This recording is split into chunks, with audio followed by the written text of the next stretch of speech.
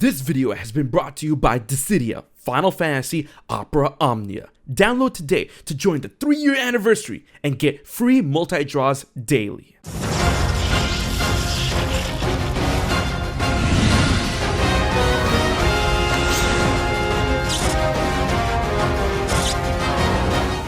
One of the most beloved things within the Kingdom Hearts series is the incorporation and representation of certain Final Fantasy characters, in which some of the most popular being Cloud Strife from Final Fantasy VII and the main antagonist of the same game, Sephiroth. And with the popularity of Final Fantasy characters within the Kingdom Hearts universe, it was due to fan feedback that members of the Restoration Committee of Hollow Bastion, or Radiant Garden, returned in Kingdom Hearts 3 Remind when they were initially absent in Kingdom Hearts 3. However, off the heels of Kingdom Hearts 2, Cloud, Sephiroth, and Tifa were all still missing, as within Kingdom Hearts, Cloud and Sephiroth, along with Tifa, have some sort of a mini story arc within the overall encompassing lore. Within Kingdom Hearts 2, Cloud and Sephiroth disappeared to another realm in order to continue their battle. Their clash formed from the struggle within Cloud between his light and darkness. Where did they go? And no, they didn't go to Super Smash Bros. Ultimate, even though Sephiroth finally made it to the game. They went to another realm supposedly still within the Kingdom Hearts universe, being Kingdom Hearts interpretations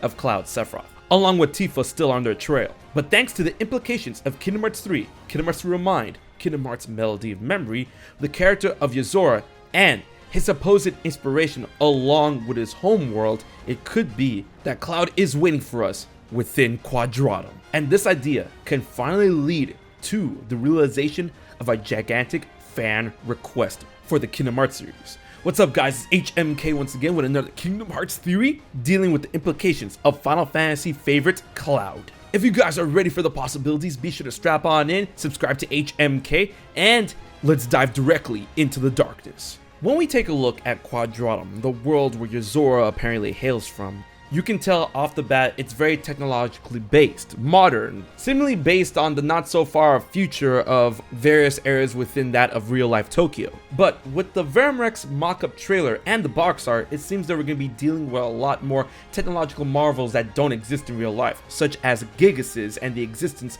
of weapons, with the technological tools that are wielded by Yozora, Maga, and Aegis, to name a few. Something that Final Fantasy is pretty well versed in. What's more is that from the words of Rex, it seems that the existence of Bahamut is a big thing within Verum Rex. If you know what Bahamut is, it's a well-known boss and summon from the Final Fantasy series. Are you picking up what I'm putting down? Let's continue.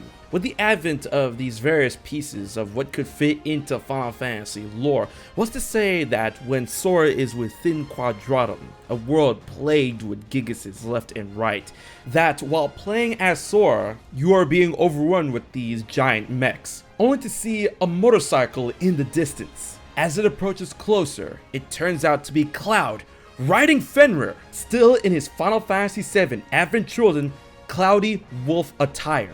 And he shows up to assist Sora, saving him from the mechs and becomes a partner character. That already to me sounds like it'll make a ton of sense due to the technological advancements that Quadratum has in relation to the regular Kingdom Hearts universe, in which this is the universe that Cloud went to after his last appearance in Kingdom Hearts 2, and thanks to the technology of the world of Quadratum, now has the motorcycle Fenrir. I mean, he already has the fusion sword, and as Yozora, and this whole world of Quadratum seems to be very much inspired by Final Fantasy, Yozora himself being inspired by Noctis of Final Fantasy 15 or originally Final Fantasy Versus 13 lore, it could finally be possible and time that we get adaptations of Final Fantasy stories within Kingdom Hearts, just like how Kingdom Hearts adapts certain Disney films within the main universe. So after saving Sora from a bunch of Gigases, this could possibly lead to a story in which Cloud recruits Sora for a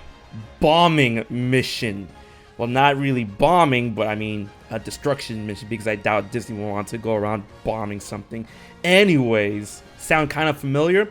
This mission can entail destroying a weapons and or Gigases storage facility of another faction within Quadratum, an enemy faction or a warring faction. This would lead into the idea of storied worlds within Quadratum that are divided into different regions or districts of the giant city. I messed around with that kind of theory previously in a video on the worlds of Quadratum. Check it out in the description box. And don't worry, it won't just be Cloud and Sora. Tifa will be there due to being Cloud's light and being a very famous member of Avalanche. As even though Quadratum is a world beyond that of light and darkness, Tifa should be able to track down Cloud no matter where he is, due to her, within the Kingdom Hearts universe, being the physical representation and manifestation of Cloud's light. And as Quadratum is a world beyond that, without that of light or darkness, this is where Cloud hoped to finally finish off Sephiroth, who is a physical manifestation and representation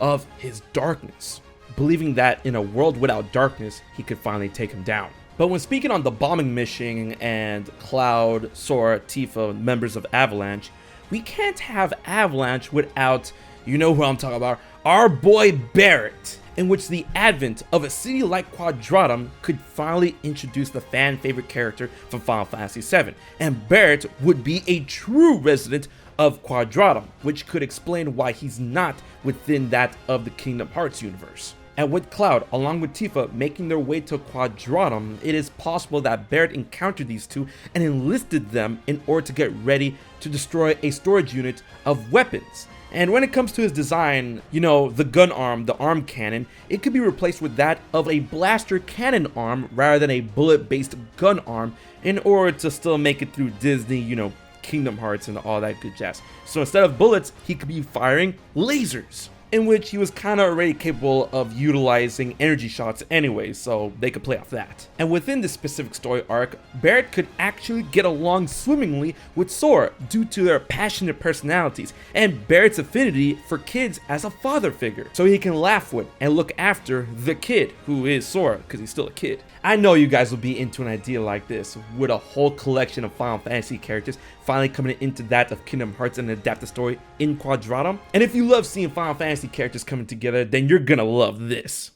Final Fantasy characters connect and clash within Dissidia Final Fantasy Opera Omnia. There is a world facing doom, and it is up to you to stop it using the legendary heroes and villains across the Final Fantasy series. Enjoy the compelling story and dramatic turn-based combat that this free-to-download, free-to-play game has to offer. Over 140 Final Fantasy characters, both hero and villains, are all obtainable for free. Take your pick. You can get Cloud, Barret, Tifa, and yes, Sephiroth. The game is free-to-play friendly and even includes multiplayer options. Of course, it is a gacha, but the only thing that you have to gacha for are the weapons to improve your character's abilities. And don't worry, the mercy system is pretty merciful. Download today to get a ton of awesome free content and to celebrate the 3rd anniversary, which includes daily free multi-draws and your first free multi-draw on select banners. It's a celebration! Click the link in the description box below in order to download the game to your mobile device, build your team, and save the world. And I'll see you there in Dissidia Final Fantasy Opera Omnia.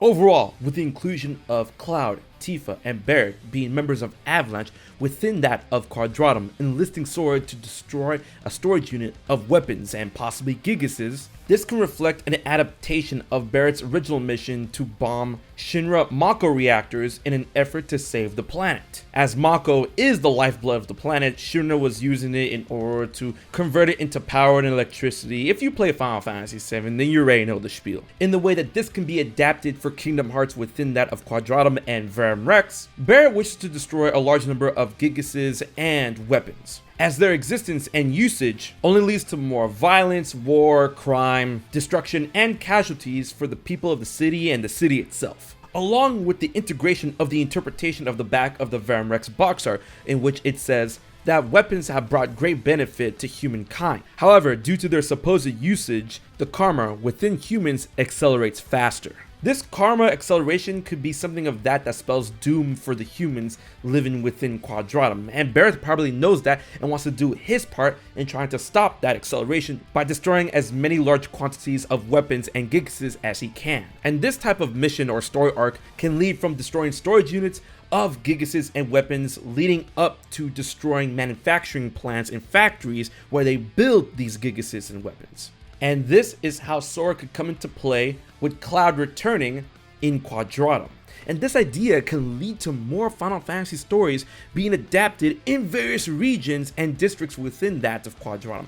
Especially since, Final Fantasy 13, the Fabula Nova Crystallis, deals with crystals, and we saw something that of, achieving your focus in the bad ending of the secret episode of Kingdom Hearts 3 Remind. And bro, if we're gonna get an adaptation of a Final Fantasy VII story within that of Kingdom Hearts, can you think of the music? This whole story arc and line of events or whatnot may or may not put them in opposition of Yozora or not, as Yozora is fighting Gigasis within the Verum Rex trailer, and as much as we love him, it is truly unknown if he's going to be a protagonist or antagonist within that of a Quadratum Kingdom Hearts game. And also, we have to think about the notion of Yozora being a commander or a high-ranking official within that of a possible army in which he could control these weapons and Gigasis, as in his boss fight, he does send Gigasis after us. And on the final note of an adaptation of a Final Fantasy story within that of a district within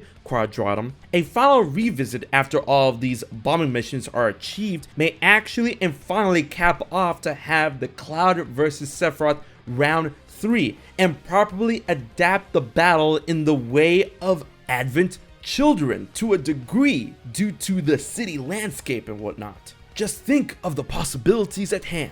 Honestly, this whole notion of Yozora and Quadratum screams the idea in which we can see more of how Final Fantasy can be adapted within Kingdom Hearts to a way bigger degree than ever before. I mean, come on, look at Yozora's secret ending when it comes to the secret episode. That's Versus 13, baby! But these are my thoughts on how Cloud can return within Kingdom Hearts and Cloud in Quadratum. Let me know what you guys think and if you're down for these type of Final Fantasy VII adaptations. Leave a comment or a theory in the comment section below, and be sure to like, share, favorite, and most importantly subscribe to HMK for more awesome Kingdom Hearts content moving forward every week. Big thanks to my Patreon supporters for making this video happen. And once again, big thanks to Square Enix for sponsoring the video. So guys, until the next Kingdom Hearts Quadratum video, this has been HMK, and I will check you guys later. So you haven't subscribed to HMK yet? Don't piss Xemnas off.